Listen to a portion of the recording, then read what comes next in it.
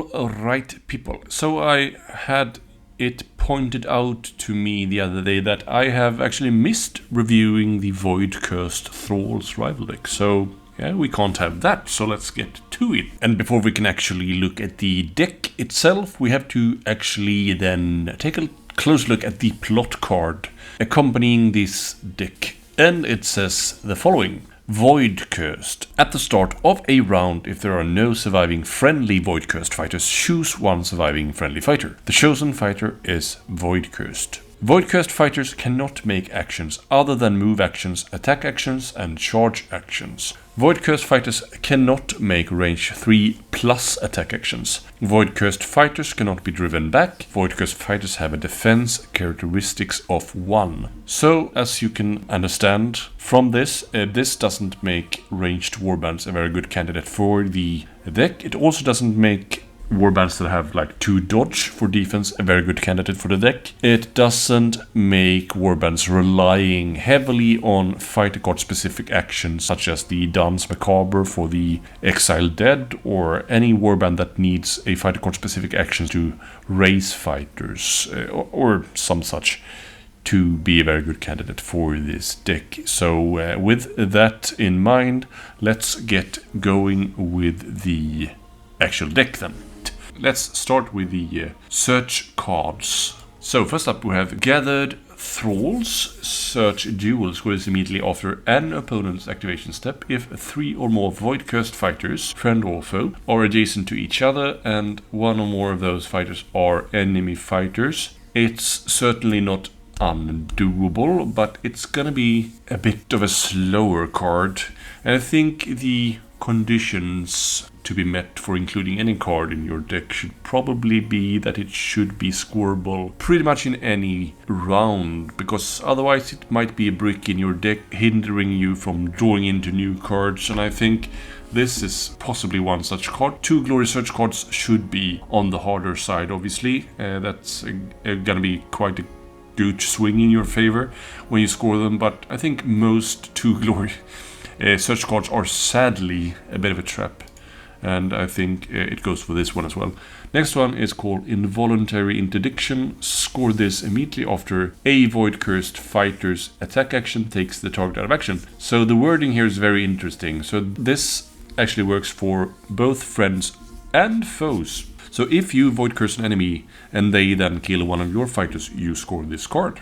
So that's very interesting. And I think that is something that tips this card into the inclusive favor for me here. So I'm gonna probably rate this card slightly higher just for the fact. Lashed into motion, scores immediately after the third or subsequent move action made by friendly Voidcursed fighters in the same phase. So, I mean, we have a card here that lets you do a free move, and you could probably have more free moves if you kind of tap into your own deck, like when you play the Nemesis format. For example, like Scathes have a card that lets you do free moves, and yeah, I mean, lots of warbands probably have them. So if you include like 2 of those cards, that's a lot of card building just to score this card, but I mean, they are pretty good cards in and of themselves, but I think it asks maybe a bit too much. You have to do 3 moves with specifically Voidcursed fighters. All of the moves have to be by Voidcursed fighters, and I mean, especially when you play like an elite warband, you're probably gonna have all of them Voidcursed at some point, so it's not gonna be unscoreable, but still 3 moves are a bit slow. I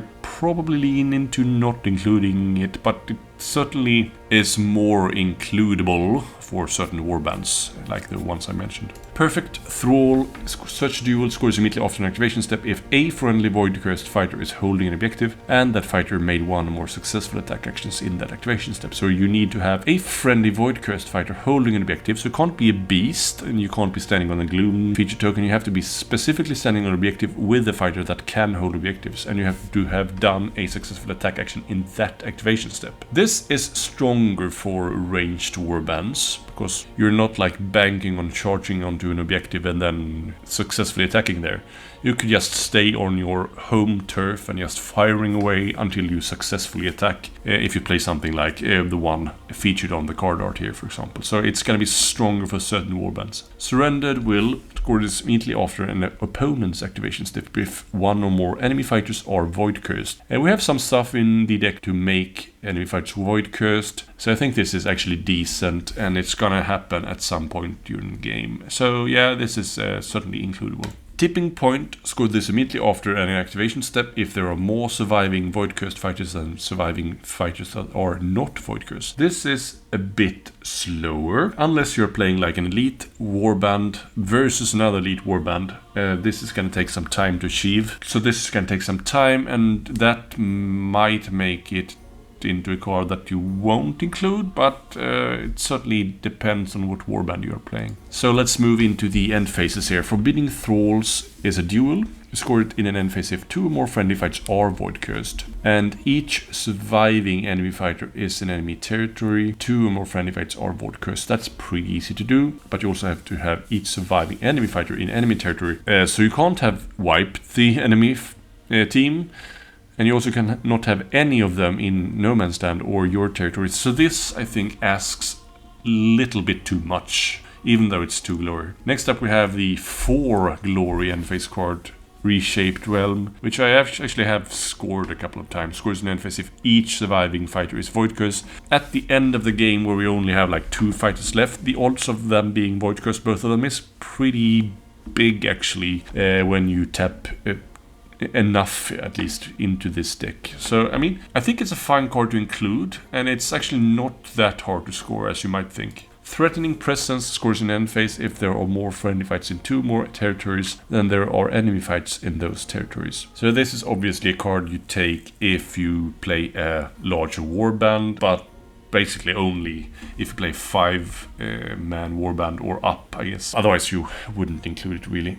Unceasing Imperatives scores in end phase if each surviving void cursed fighter from 1 or more warbands has 1 or more move and or charge tokens. So if you have like 1 void cursed fighter, that fighter needs to have a charge token or move token. That's really easy to do. It's just 1 glory, but it's a safe glory, right? Uncounted Cost is a duel, scores in end phase if 4 or more fighters are out of action, and 2 or more of those fighters are void cursed. This might be a bit of a trap card. You might well kill them before they become void cursed, and having the hassle of void cursing them before you kill them, or getting void cursed yourself before you die. I mean, it's not unscorable, and I mean 2 glory end phase cards should be on the harder side of things. It's maybe hard enough for 2 glory, but it also just might be slightly too hard to include. I'm on the fence on this card. Unwitting Guardian scores an end phase if 1 or more friendly void cursed fighters are on feature tokens.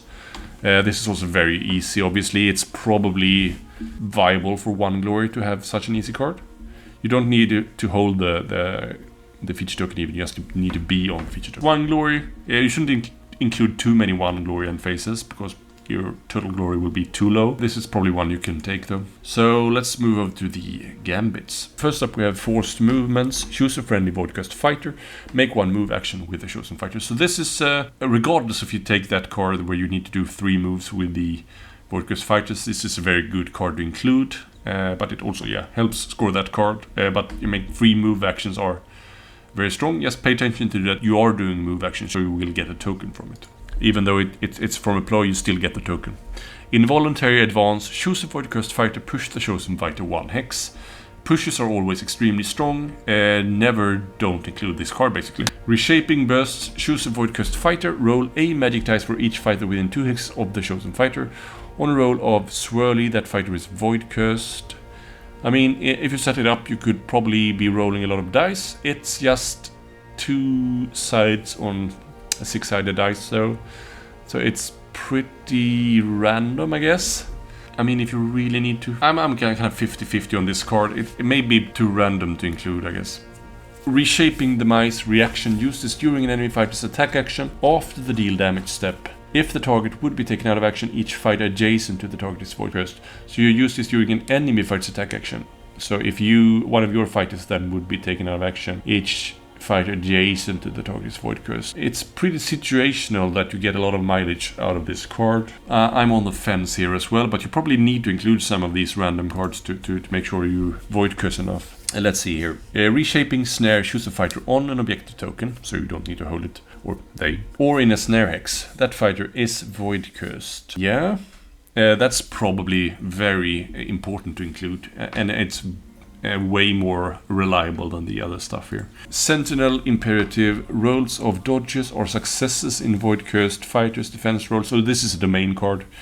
This effect persists until the end of the round or until another domain gambit is played. Just one side of 6 sides on a die is not reliable enough to like, not reliable enough of a bonus to include, I think. Unbearable NGs, choose an enemy fighter adjacent to one or more Voidcursed fighters, deal 1 damage to the chosen fighter. Ping damage is extremely strong. It's basically as strong as pushes, so I think you should include this card. Vanguard Imperative, domain, +2 move to each Voidcursed fighter.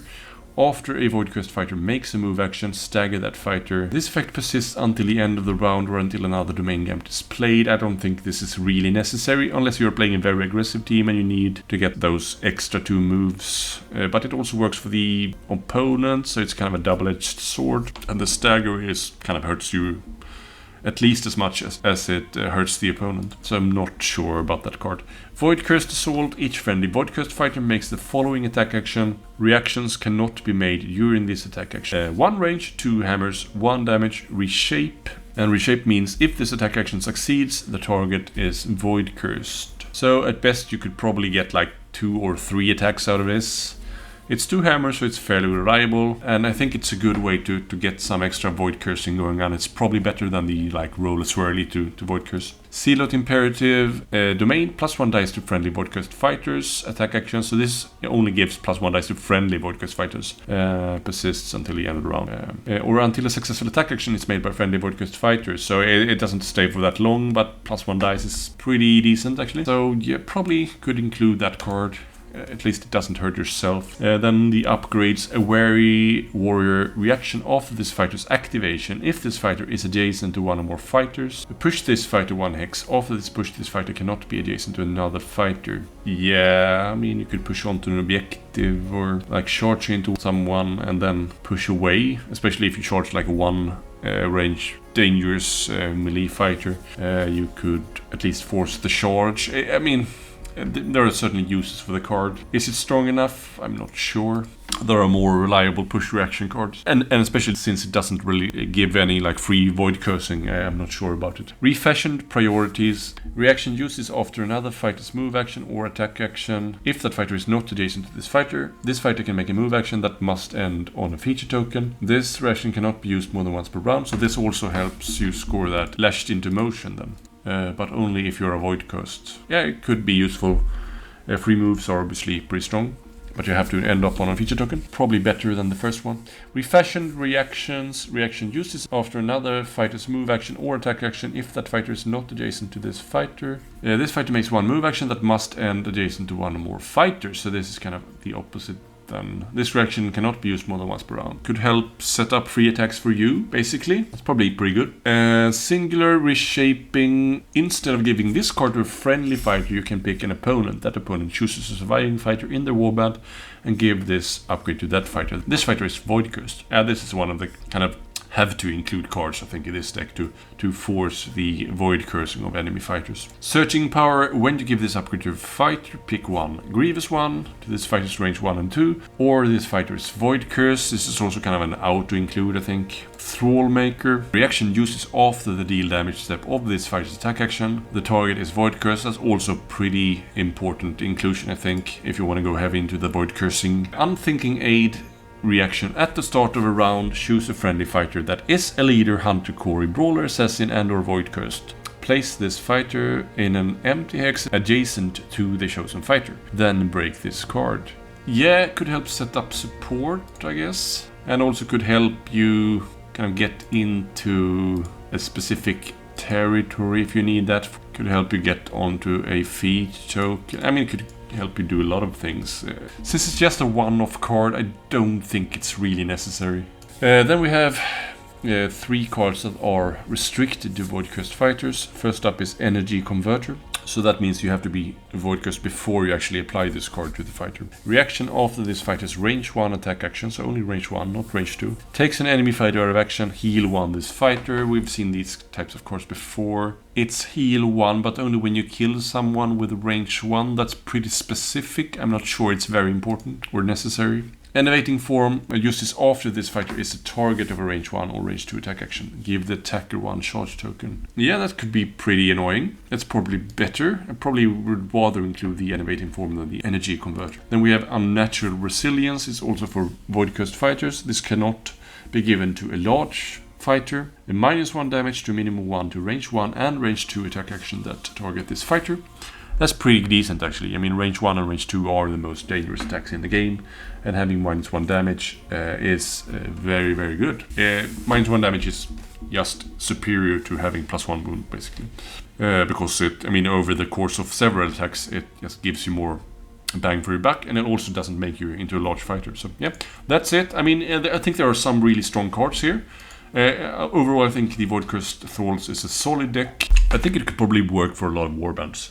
Given the plot card though, it is not a very good choice for warbands that rely heavily on fighter card specific actions, such as like racing fighters like the Sepulchral Guard or Squitch or what have you. It also doesn't suit very large warbands, since you specifically want to have more Voidcursed fighters than not Voidcursed fighters, and especially if you want to score the have everyone Voidcursed, you will have big problems with larger warbands, either your warbands or the opponents. You also don't want to go with a ranged warband, given the plot card here, since you can't do range 3 attack actions while being Voidcursed. So yeah, that's probably my advice. A 3 or 4 man warband without the reliance on ranged attacks or fighter card specific actions are probably a very good fit for this deck. So yeah, have fun with the Voidcursed Thralls. It's an interesting deck that I've had some good times with. So yeah, hope you will have the same experience. Take care, bye. This is Mats again, chiming in to thank you for watching the video. Please don't forget to subscribe, like and comment, and to not miss out on future content, ring the bell as well. And if you really liked this video, feel free to click the thanks button just below this video. And if you want to support me even further, you can now become a channel member and claim the title of Critical Focus Fan. Until next time, take care, bye.